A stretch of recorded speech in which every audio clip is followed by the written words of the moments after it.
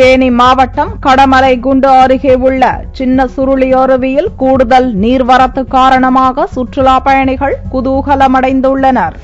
தென் மாவட்டங்களில் சுற்றுலா தலமாக விளங்கும் தேனி மாவட்டம் சுருளி அருவியும் ஒன்று. இதற்கு அடுத்தபடியாக கடமலைகுண்டு அருகே உள்ள சின்ன சுருளி அருவியும் சுற்றுலா பயணிகளை கவர்ந்து வருகிறது. 4 பக்கங்களும் மலைகளால் சூழப்பட்டு இயற்கை எழிலுடன் சின்ன சுருளி காணப்படுகிறது.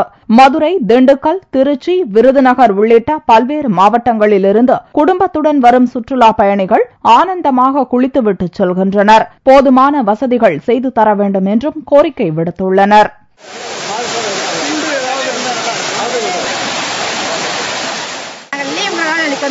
குளிக்க வந்துருக்கோம். எல்லாரும் நல்லா இருக்கு. கிளைமேட் இடம் நல்லா இருக்கு. பட் ரோடு வசதி சரியில்லை.